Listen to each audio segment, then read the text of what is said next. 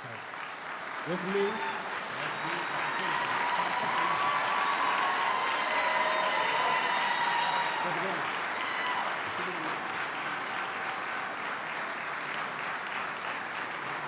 oh, y'all can do better than that now.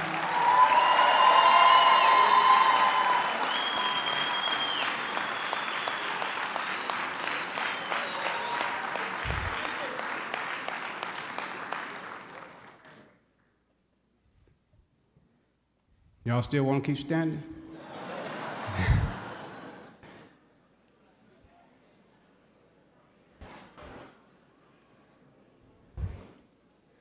This is the day that the Lord has made. What we gonna do? Be glad in it, that's right. We thank y'all for coming, we appreciate you. My name is Ricky Lewis, I'm the 35th First Vice Grand Basileus from Los Angeles, California. LA in the house? All right, LA in the house, okay, all right. I have the pleasure of introducing Ben Crump. Ben sent me something, I haven't read it. I mean, Ben Crump, how can you introduce Ben Crump, right? But we're happy that everyone is here. Attorney Ben Crump, President of the Civil Rights Trial Lawyer of America and past President of the National Bar Association. And he is the lawyer for our community. I think that deserves a hand clap.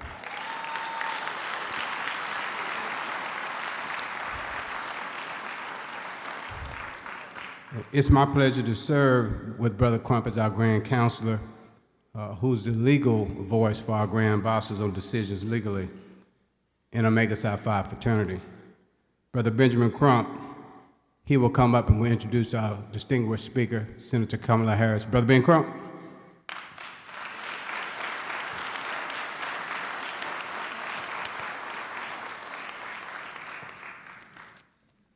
Good afternoon. To the leader of our fraternity, our Grand Basileus, Dr. David Marion, to our first Vice Basileus, Brother Ricky Lewis, who is the chairman of this great leadership conference, and that deserves a round of applause.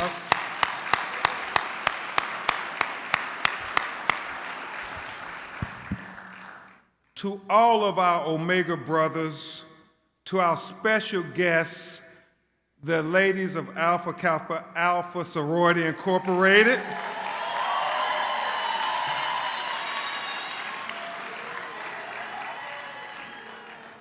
and to our Links sisters, the Sisters of Link Incorporated,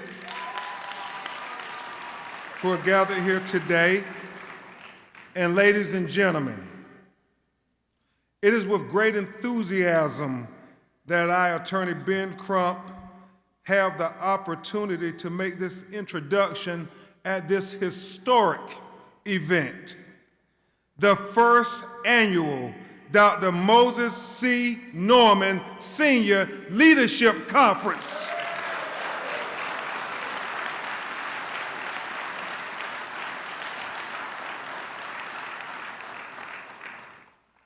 And this is a very personal introduction for me from the heart.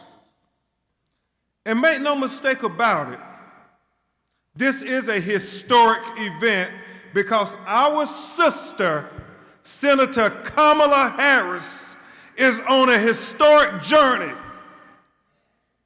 On this day, July 13th, at this hour, at this minute, at this very second, we all can proclaim that we are part of this historic journey with our sister, Senator Kamala Harris.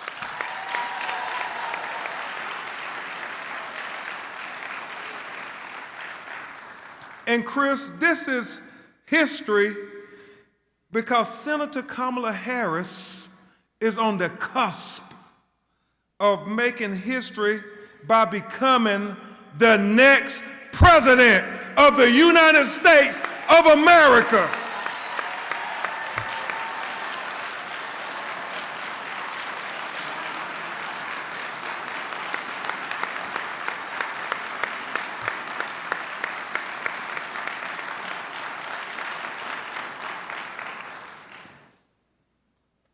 But Tony Knox, she just won't be the next president of the United States of America. She will be the first woman to be president of the United States of America.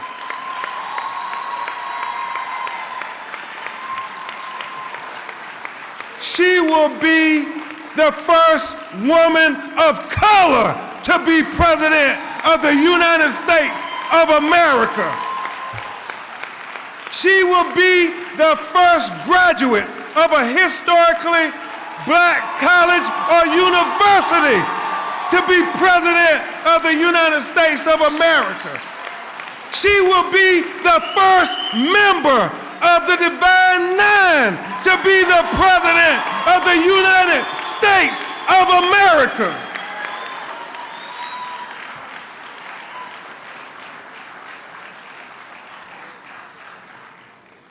Now, Brother Graham Marion, I know there are some out there who will say that a black woman cannot be the president of the United States of America. But Dr. Warren, I would remind them as a trial lawyer, we deal in precedents. And there was a little known senator named Barack Obama in 2007 who they said the same thing about while he embarked upon his historic campaign to become the first black president of the United States of America.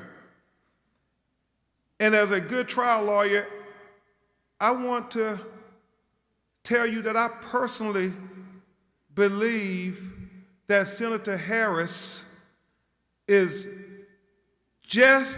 more experienced and just as qualified as Barack Obama was when he first ran for president of the United States of America. You see, I can back it up with evidence, Blue. Kamala Harris was the district attorney of San Francisco. Kamala Harris was the first black woman to become the Attorney General of the state of California, which is the largest populated state in America.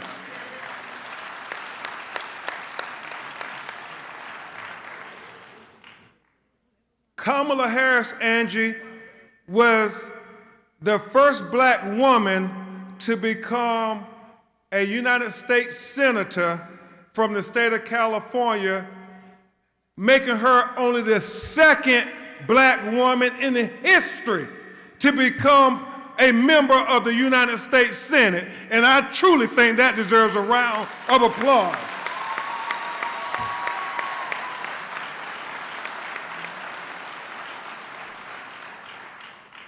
As a civil rights attorney who fights in our communities and fights for our children all across America, I know Senator Kamala Harris because she also has fought for our community and our children over the entire course of her career. You see, she understands. She does not just talk the talk, but her and her incredible sister Maya, they have walked in the path that many of us have walked in our communities to prepare a better world for our children. She understands that it's about giving our children quality health care, quality education, and providing a safe, nurturing environment so that they can fulfill the destiny that God has for them. In short, she understands how important it is for our children to have an equal opportunity, Brother Smalls, at the American dream, because our children deserve the American dream also.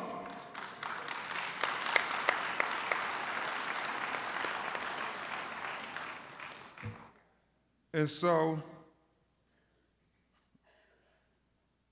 when my 6-year-old daughter, Brooklyn Zeta Crump, asked me, "Daddy, can a woman be the President of the United States?" I can look at her from the bottom of my heart and say, yes, you can. Because Senator Kamala Harris is now blazing the trail to make this a real possibility for you and all the beautiful little princesses all over America. And for that, we all applaud you, Senator Harris.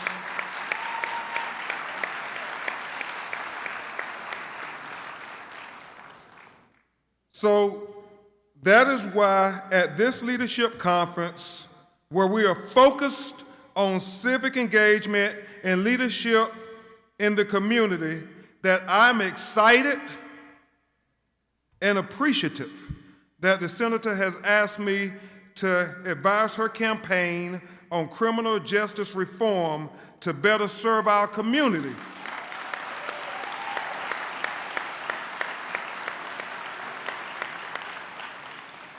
But it's not just me.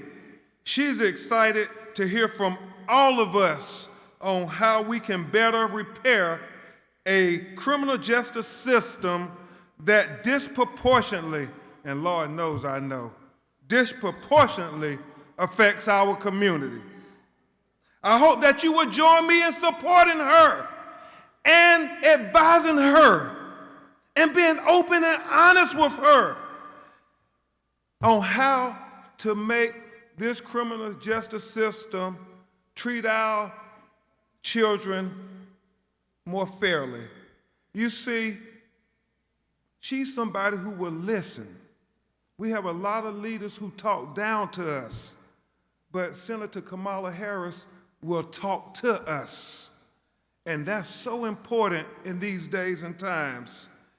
Brothers and sisters,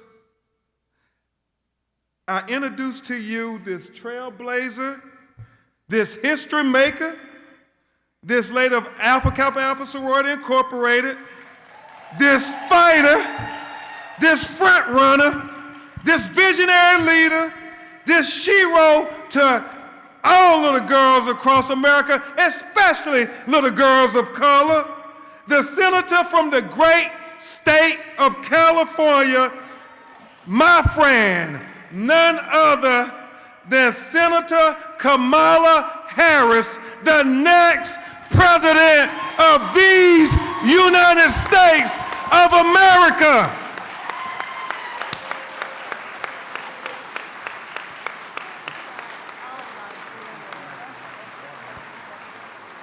It is history from the heart.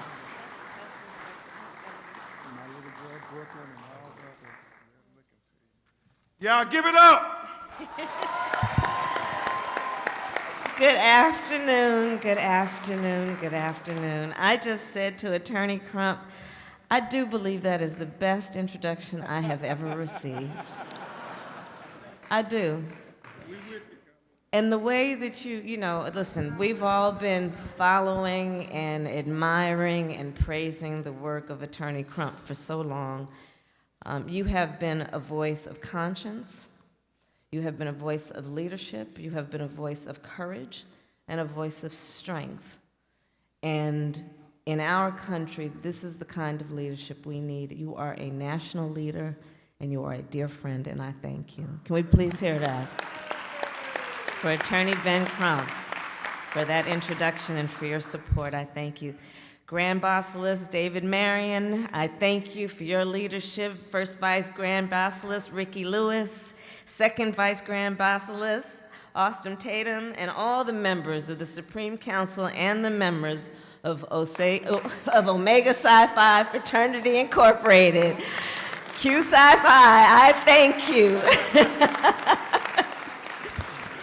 And I was talking to some of my classmates at Howard about all of our days together as members of our respective sororities and fraternities. And, you know, it's, you talk about these national elections and these elections for president, and it's interesting. I have tried to explain to folks that, that there are certain aspects of American history that just are not known by the general public.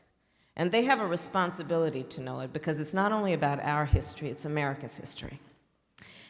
And so as I've been running in this race, one of the things I've become aware of is the folks who generally cover these elections are not really familiar with the Divine Nine and with our life's experiences and with our sisterhoods and brotherhoods and with the thing that we were raised and learned to do as members of the Divine Nine, which is to live a life of service, to live a life that was about being measured based on your impact on others and how you lift others up. And so when I think back on all that we learned as young adults, many of us who joined our sororities and fraternities in college, we learned at a very young age how we will be judged, but also the duty we have on this earth, which is to serve and lift others up. And we learned it through fellowship. We learned it because we learned and knew that we should be deep of faith and that we should always believe in what can be, unburdened by what has been. And so I thank you all, the brothers of Omega Psi Phi, for joining together today to give me this warm welcome, and for all that you do as leaders, not only in our respective communities, but as national leaders. So thank you for this warm welcome.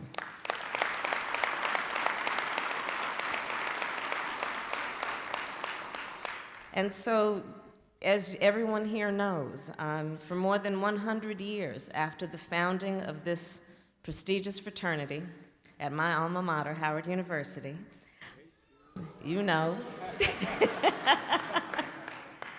the Brothers of Omega Psi Phi have helped raise generations of leaders who have been committed to the principles of manhood, scholarship, persistence, perseverance, and uplift, including men like Langston Hughes, Count Basie, Vernon Jordan, Reverend Jesse Jackson, Michael Jordan, and Shaquille O'Neal, ranging the span of those who have excelled in their various professions.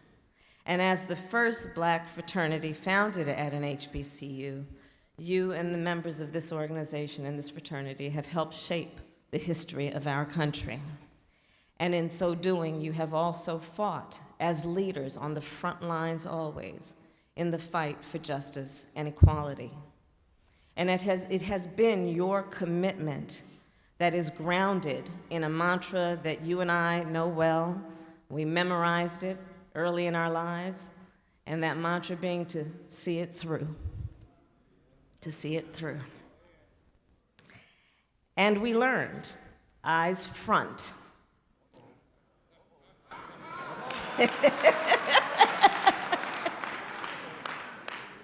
Head high to the finish.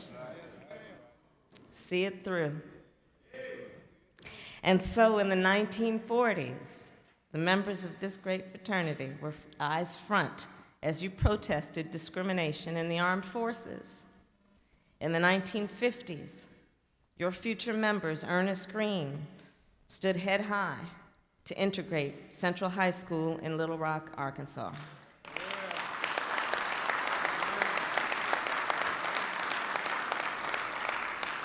And for decades after, members of this fraternity have been leaders in the fight for equality through sit-ins and marches, in presidential campaigns, and in cabinet rooms. And that is the commitment of the men of Omega Psi Phi. Because, of course, the principles of manhood, scholarship, perseverance, and uplift require a commitment to the fight for equality. And I think of this fight through the lens of how I was raised. Where I was raised was a community that was committed to the fight for equality. I was born in Oakland, California, as a daughter of the civil rights movement. My sister Maya and I, we joke that we grew up surrounded by a bunch of adults who spent full time marching and shouting for this thing called justice. And of course, of the many heroes of that great civil rights movement, there were the lawyers, Thurgood Marshall, Charles Hamilton Houston, Constance Baker Motley, those individuals who understood, like Attorney Crump, the great power, the power of the skill of knowing and being well-versed in the law, and how, through that skill, we can translate the passion from the streets to the courtrooms of America and do the work that must constantly be done of reminding folks of that great promise we articulated in 1776, that we are all equal and should be treated that way. And so I was raised to admire those heroes.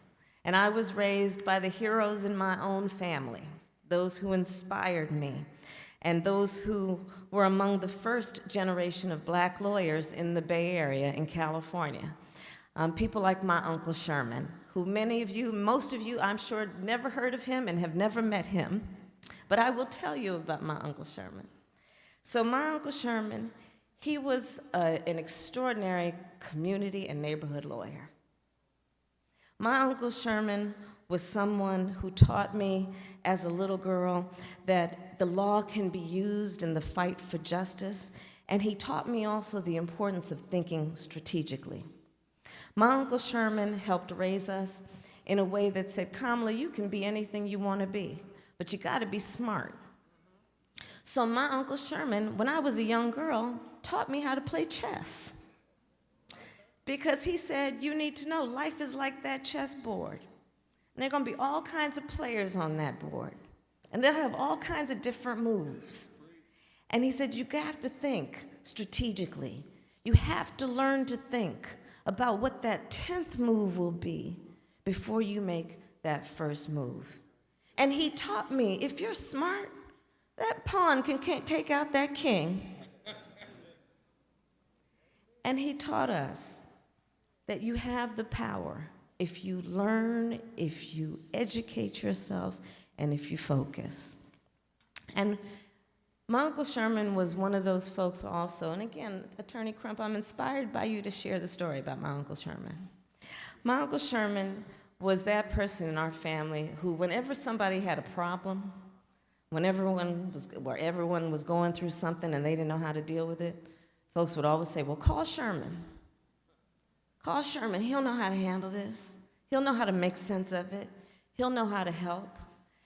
And so then, eyes front, head high, he always saw everything through the end. And I decided at a young age, I wanted to be that person. I wanted to be the person that folks would call when they were in need.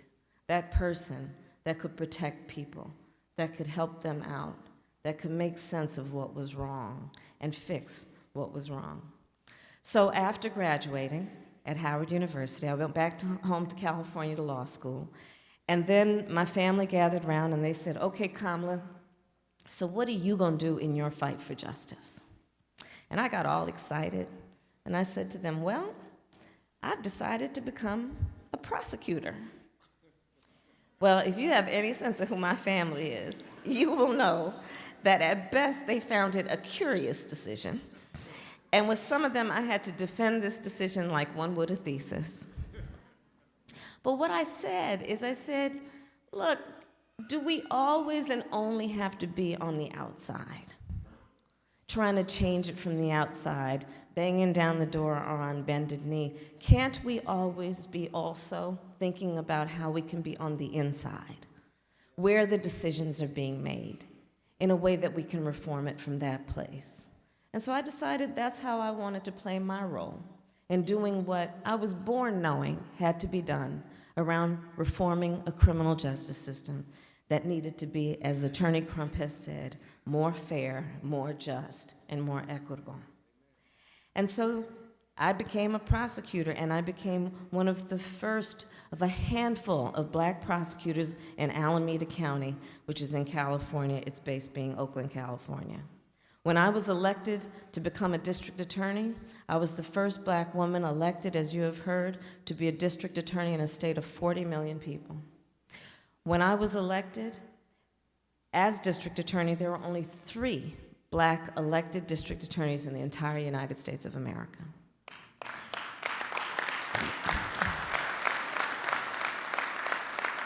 When I was elected Attorney General, there was no other black elected Attorney General in the United States.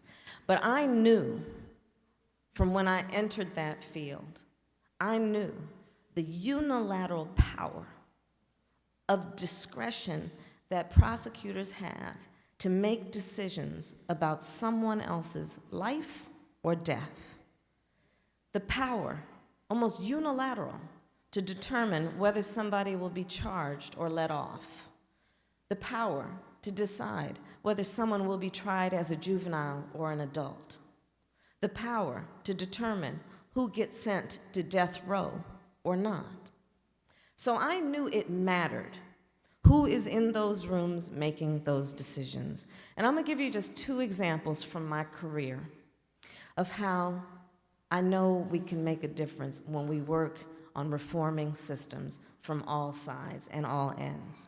So a few years after I graduated Howard and then got out of law school and joined the DA's office, it was during the height of the crack epidemic. And as you all may remember, in Los Angeles and in California and other places, there was a lot of gang crime, and these legislatures were passing all these gang laws, these enhancements that meant that sentences would be harsher if somebody was affiliated with a gang. And so I'm sitting in my office one day, and I could hear folks outside talking about how they were planning to try and figure out how to prove a case. And they started talking about the way this young man was dressed. And they started talking about the neighborhood in which he was arrested. And they started talking about the music he was listening to. So I stepped out of my office, and I joined their conversation, and I said, hey, guys, so you know this conversation you're having? Well, let me tell you. I have family members that dress that way. I got people who live in that neighborhood, and I'm about to date myself, and I have a tape of that music in my car right now.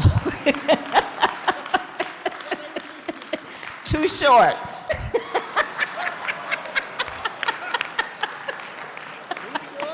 Oh, yeah. So that's one example. Another example, and I have many, but I'll share with you just these 2. Another example is later on when I was elected as district attorney. And I'd be sitting in my office. This happened so many times. I'd be sitting in my office, and my receptionist would come and knock on my door and say, there's another one at the front window that wants to talk to you. And what it would be is there would be a lady who would come to the front window and tell the front receptionist, I want to talk to Kamala. No, I only want to talk to Kamala. I want to talk to Kamala. Now, I hadn't met her before. She said, I want to talk to Kamala. I'd go to the front window, and there she would be, a mother who had lost her son. And I would take her back in my office, and we would sit down on my couch, and she would cry as I would hold her hands. And she would cry and tell me about how nobody was taking her grief seriously.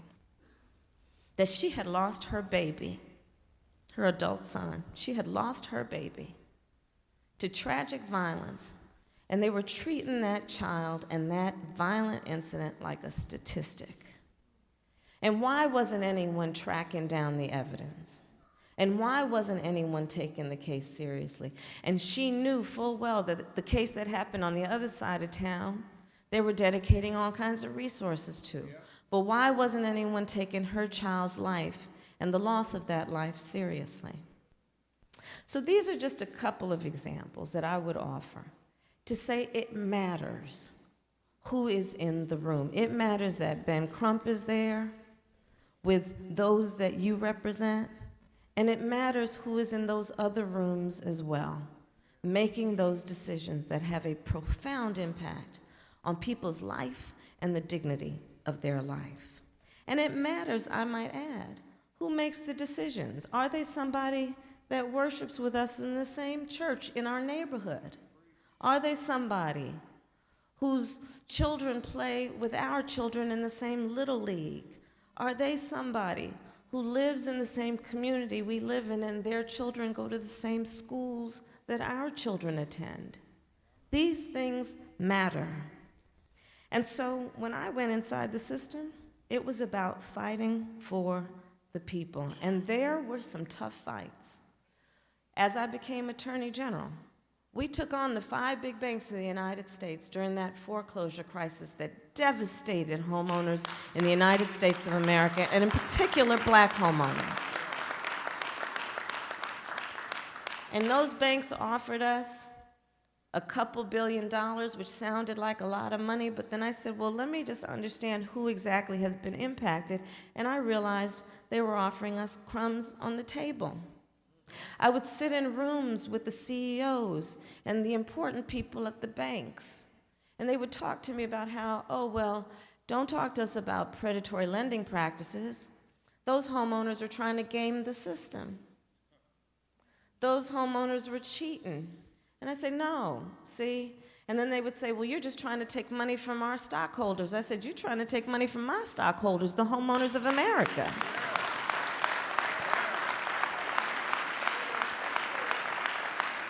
And I'd say, look, you want to talk about people gaming the system, so you're not clear about who these homeowners are. And I would look at them, I'll never forget this conversation. I looked at this one fellow and I said, have you ever known somebody who is proud of their lawn? Because that's who we're talking about. We're talking about families that understand that their hard work resulted in that home ownership, which represented their dignity, their life savings, and their assets, and I will not stand in these rooms and have you deprive them of that dignity. It was about being in the room to take on the pharmaceutical companies that were preying on seniors and selling them a bill of goods about what these medications could do, and then charging them to the point that today 1 in 4 diabetes patients cannot afford their insulin. It was about prosecuting transnational criminal organizations that were preying on women and children, who, for most part, were vulnerable and needed support, but were the perfect prey for predators. And it was about demanding that we rethink what we're doing in the criminal justice system in a way that we reject the notion that there are only 2 choices about criminal justice policy. One that suggests you're either soft on crime or you're tough on crime, instead of asking, are we smart on crime? Instead of asking, look, you can look at the public health model, and it teaches us, you want to deal with an epidemic, you want to deal with a harm. Well, the smartest, most effective, and cheapest way to deal with it is prevention first. If you're dealing with it in the emergency room or the prison system, it is too late and it is too expensive. And so we demanded that we be smart. We demanded, and I demanded of the Department of Justice of California, which I ran, which was the second and is the second largest Department of Justice in the United States. I was one of the first in the country to say that the special agents who work for that department must wear body cameras and keep them on.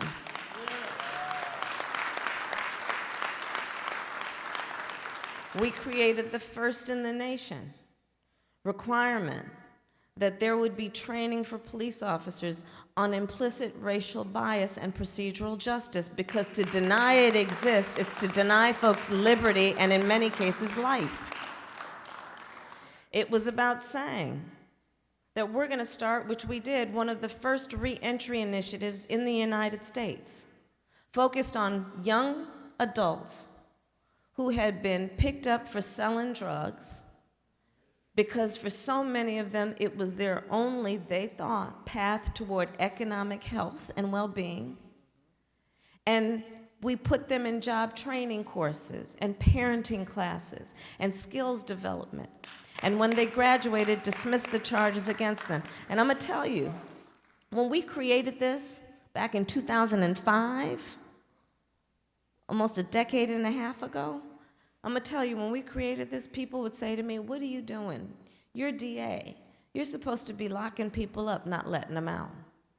People would say to me, "Why are you giving them jobs? I need a job and I haven't committed a crime." And I would say, because we have to be smart and we have to recognize that there are many levers that need to be pulled in a way that we bring justice to a community and in a way that we create public safety. Because it matters who's in the room. And so at each juncture, I definitely tried to live those words, which is to take on these fights and see them through. And I would say to Omega Psi Phi that right now, today, we are at a moment in time in the history of our country that is requiring us to look in a mirror and ask a question as individuals and as a community. And that question is, who are we? And I would suggest that part of the answer to that question is, we are better than this. We are better than this. And so, as I stand before you today, as a serious and, as they call it, top-tier candidate to be the next president of the United States,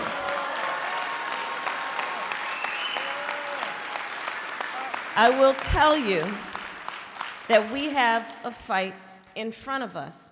And I think we all know the context, but I'll lay a little bit of it out. We have a current occupant of the White House who came into office on a campaign that was about Make America Great Again, which begs the question, again for whom?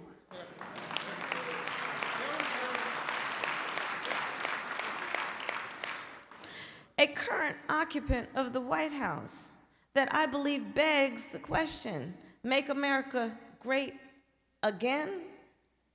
Again before the Civil Rights Act? Again before the Voting Rights Act? Again before the Fair Housing Act? Because we're not going back. We're not going back. We're not going back.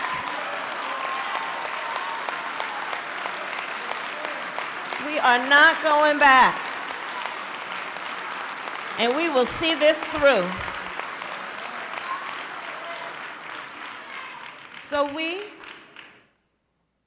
eyes wide open, have to turn the page and write the next chapter. And as this fraternity has always known, we cannot wait for somebody else to write the chapter for us. We are the authors of that chapter. We are the authors. So I would also say, I have shared with you a little bit about my background in terms of my career, because at this moment in time, I believe it is relevant to this topic. I believe that not only is it important to turn the page, but that in order to get there, to write the next chapter, we must successfully prosecute the case against another 4 years of Donald Trump in the White House. And I would say there is quite a rap sheet on which we can base that prosecution. So just take a look at this. He told working people he'd stick up for them.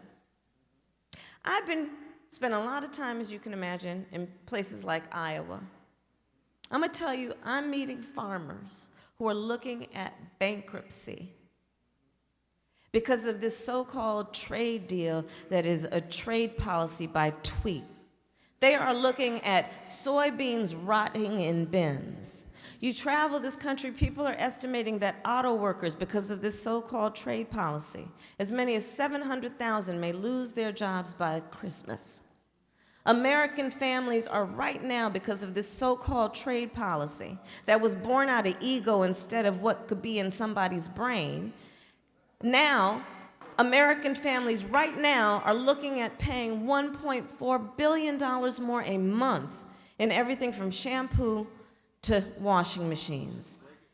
He told working people he'd stick up and stand up for them, and then he passed a tax bill that benefits the top 1% and the biggest corporations in this country, to the point that 60 of the biggest corporations in America last year paid no taxes. Who here paid no taxes last year? He told people he'd get everybody health care, came in trying to get rid of anything that Barack Obama created, knowing full well, by the way, that the Affordable Care Act that they labeled Obamacare was one of the most effective and important public policy initiatives in lifetimes around getting people access to health care. He got defeated when the Congress said, no, you don't. Remember John McCain, the late great John McCain said, no, you don't. But yet he's still trying to revive it, led by a bunch of attorneys general, trying to revive an attack on the Affordable Care Act, which, if they succeed, will mean bringing back pre-existing conditions as a barrier to folks getting access to health care, bringing back a state of play where our children will not have access to our insurance plans up until the age of 26. Let's look at this rap sheet. Let's look at the fact that they've been putting babies in cages in the border and calling that border security when what it is a human rights abuse being committed by the United States government. Let's look at the fact that under that Department of Justice, they have tried to revive the war on drugs. They have stopped paying attention to consent decrees where courts are supposed to oversee reform of police departments that have been proven to have a history of discrimination, and they are no longer, for the most part, conducting pattern and practice investigations, which are supposed to be done when it is disclosed that there is discrimination and profiling in law enforcement. Let's look at the rap sheet. Let's look at the fact that we are facing a climate crisis. It represents an existential threat to who we are as human beings. But yet, instead of embracing science fact, they're pushing science fiction to our collective peril and demise. And by the way, pay attention to what's happening in New Orleans this weekend. Pay attention to which communities will be devastated first and not have access to clean water and have their communities deteriorate because of this climate crisis. Let's look at that rap sheet. Let's look at the rap sheet. When he came in, strong man, right? Just swinging his power all around.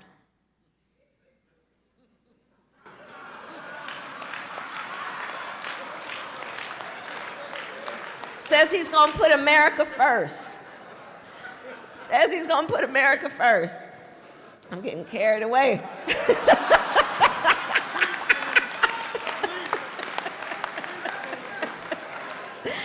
Said he's going to put America first, which suggests that he would have our nation's security as his highest priority. But yet, on the fact, I serve on the Senate Intelligence Committee. I serve on the Senate Homeland Security Committee, in addition to Judiciary and Budget, on the fact that Russia interfered in the election of the President of the United States, which, by the way, was a campaign that was about misinformation targeted on America's Achilles heel, which is race, and focused on black folks, on the subject of Russia's interference in the election of the President of the United States. The current occupant of the White House takes the word and prefers the word of the Russian president over the word of the American intelligence community. On the subject of an American student who was tortured and later died, He prefers to take the word of a North Korean dictator over the word of the American intelligence community. On the subject of a journalist who was assassinated, a journalist who had American credentials, he prefers to take the word of a Saudi prince over the word of the American intelligence community. We need a new commander-in-chief.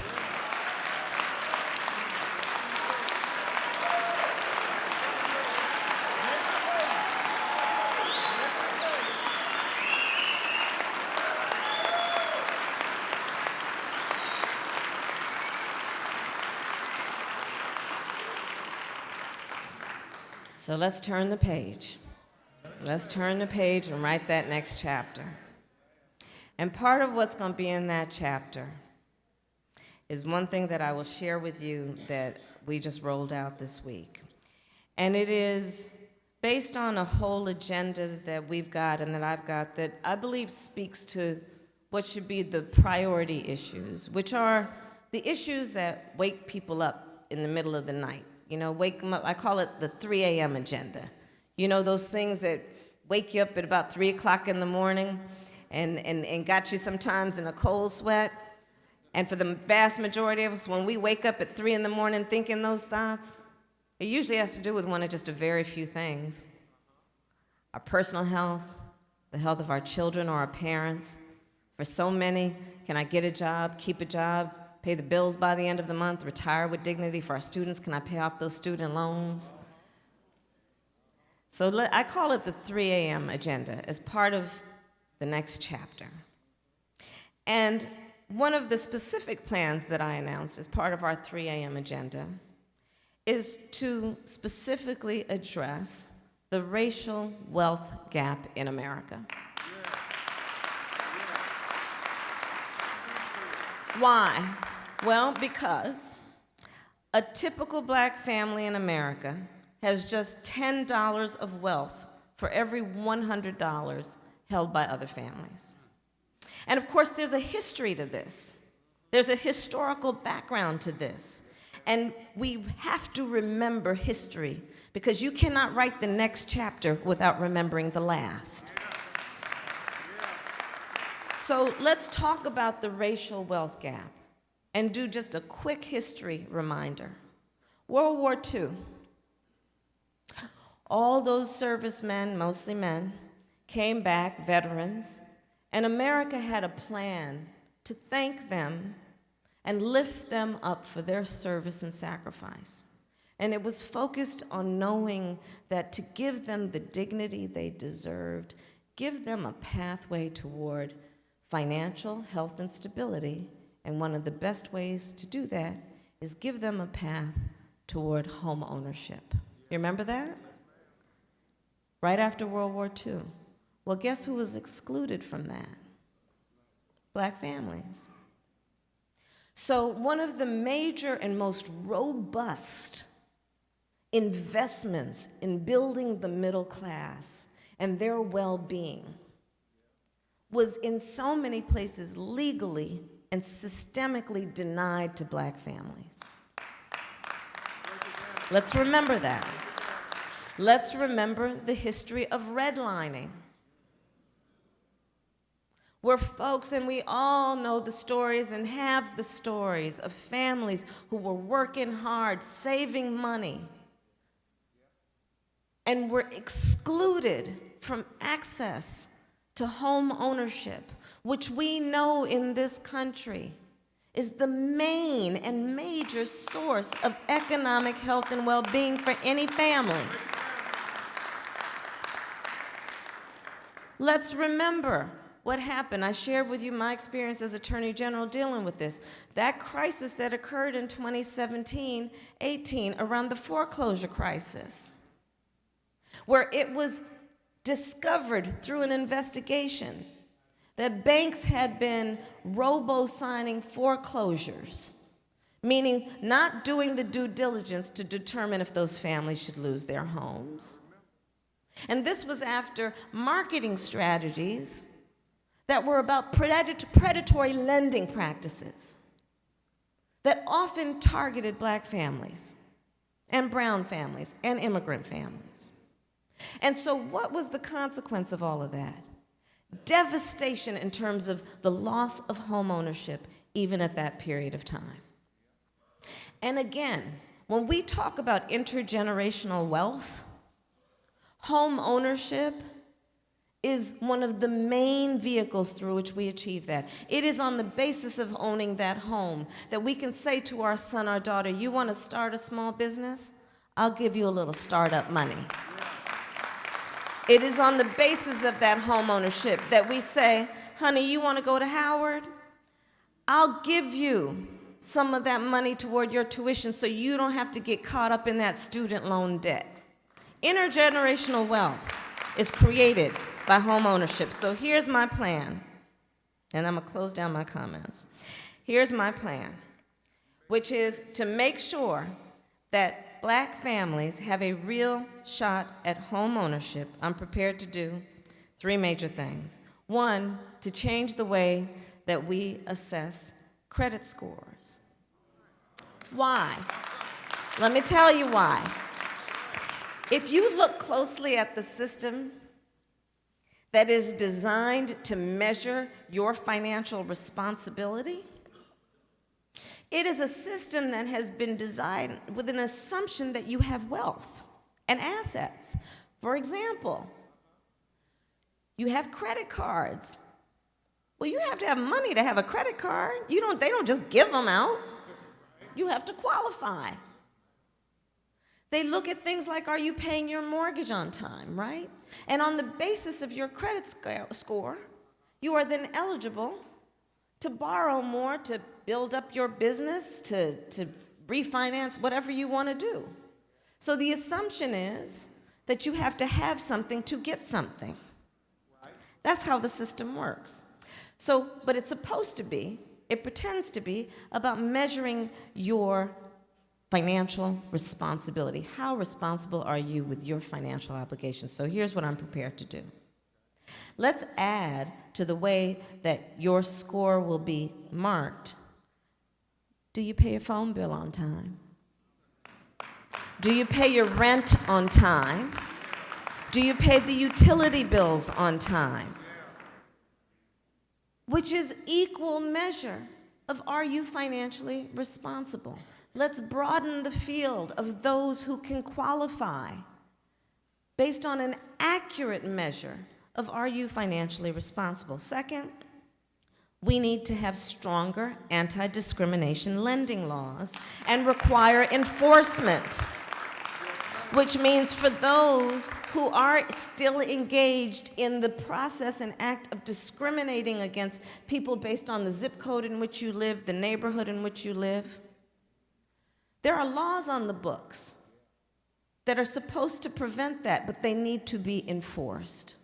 Third, and that's the federal government. That's all about federal laws around housing. And then third, I'm prepared to invest $100 billion, which will lift up 4 million families who live in redlined communities or federally subsidized housing,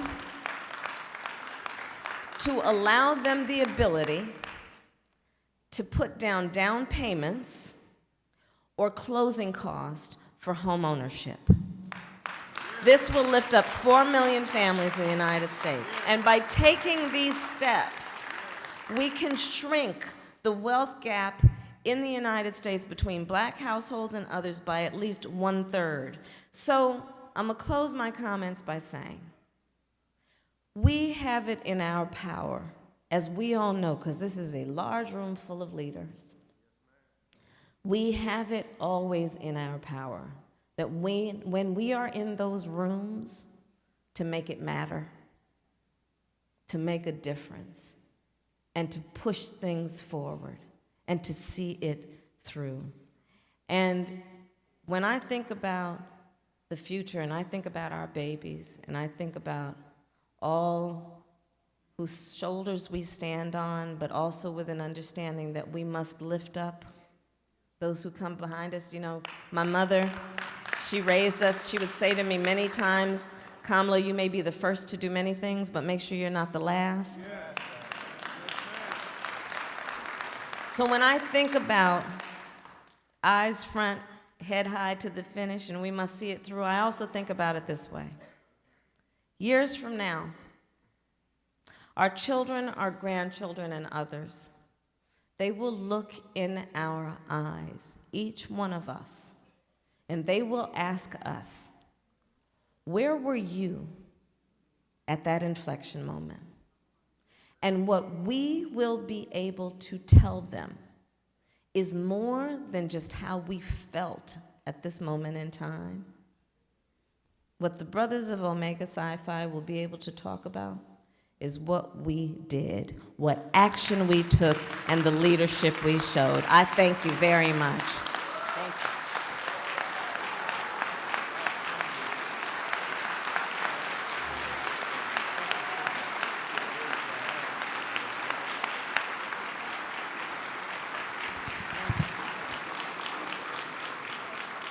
Brothers and sisters, didn't she do a great job?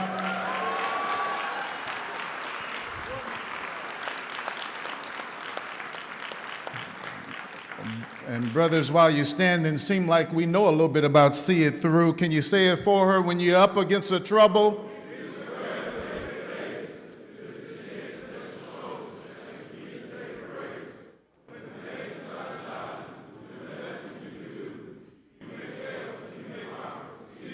come on.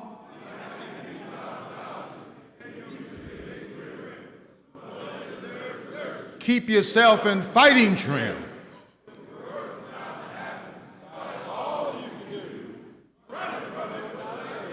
See it through, see it through. Thank you, brothers. I told Benjamin Crump to say this, but in his excitement, he didn't, that Omega is a nonpartisan organization. I did tell him, but you know, that was some good stuff, brothers. It was good to hear from the senator about her vision for leadership in our communities. And this is a leadership conference, and what are we supposed to be having before us? Our leaders.